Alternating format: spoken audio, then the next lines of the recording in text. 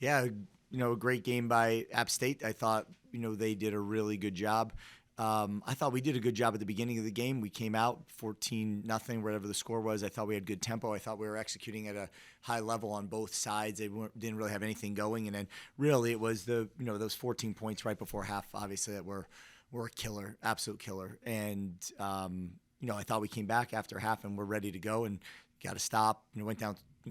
Got to stop. Went down and scored and put ourselves in position, to be able to tighten that back up, and then we just never scored again. So turnovers, there's some penalties in there. 9 on us, I think, 0 on them, if I'm not mistaken.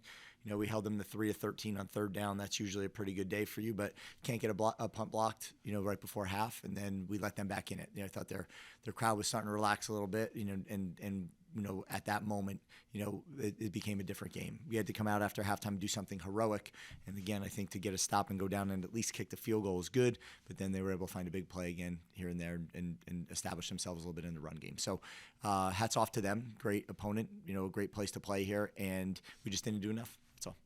You mentioned the kind of the momentum swing with that block punt. Yep. Were you able to see what kind of went wrong in the punt Yeah. coverage there? What Yeah. was it? It was that we let a guy run right through the A gap, right on from straight through the A gap to the punter, which is the closest point that you could be, which is a very straight line to the punter, and that's what happened. So I thought, we're stacked on the guy on the line, and this kid just came over the top, and we just watched him run by for, a punt block. So not ideal. 2 weeks in a row that this has happened. Totally different things. One was a communication when Dobbs was eventually out with an overload and some other stuff. This one had nothing to do with that. This is a day one thing that we just missed.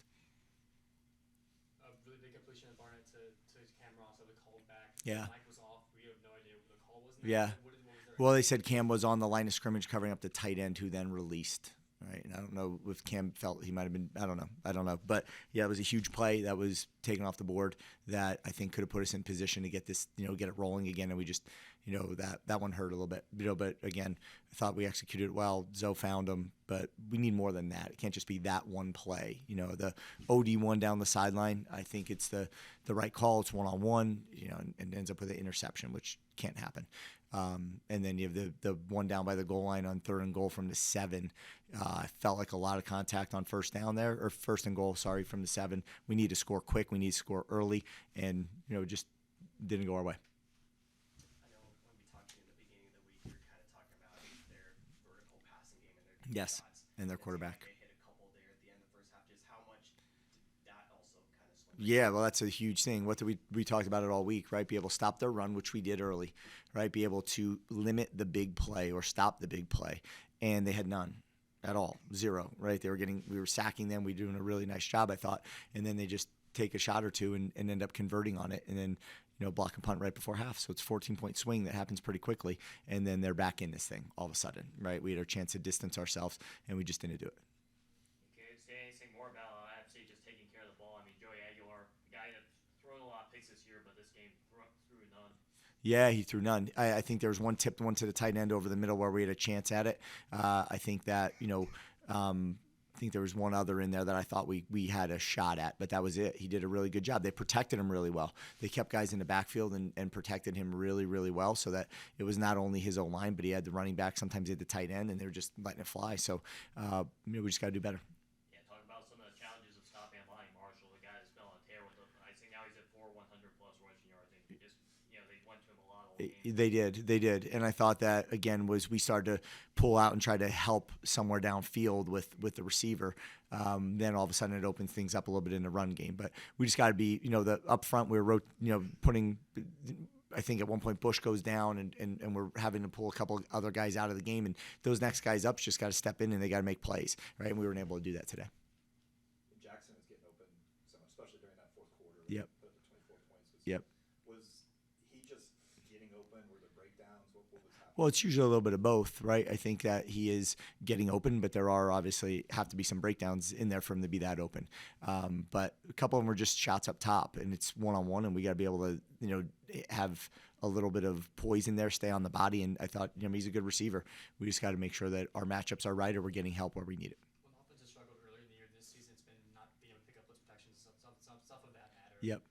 What were they doing so well for receivers not to get open, even when after Alonso was extending the plays? Yeah, I thought we did a good job protecting. I thought again in the run game, we rushed 38 yards or 38 times. Both of us did the same. We went 168, they went 145.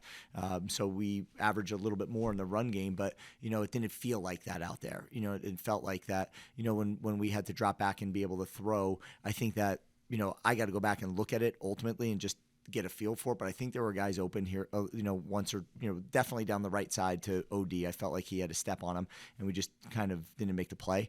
And then one Cam Ross was obviously a great play.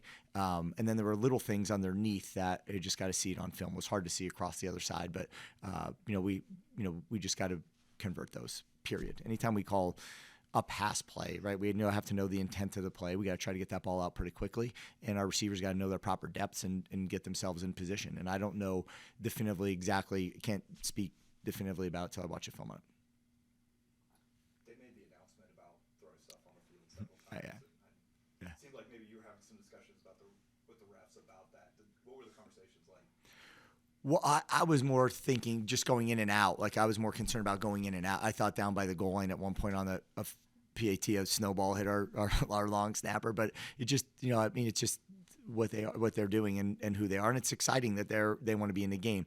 You didn't love going up and down the ramp with ice throwing at you, especially with, coaches and everybody else in there without helmets on. But then if our guys have their helmets off, but I think they need to do a little bit of a better job of making sure that they protected those people, coming up and down. And then it seemed like maybe there were a couple minor altercations at the end when the fans stormed the field. Yeah, I stayed in the middle of all that because I wanted to find every white helmet and make sure that we were getting off. I didn't see anything happening on that sideline, but then I heard that something happened. I don't know exactly what happened, but as I was in the middle trying to make sure everybody, coaches, and everybody else were getting off, and every last player was out of the middle of that. Because when that swarms the field, right, I think it's one of those things that you could be isolated on your own in the middle of all these people. And I think I wanted to make sure that we got every last person in before I went up the hill.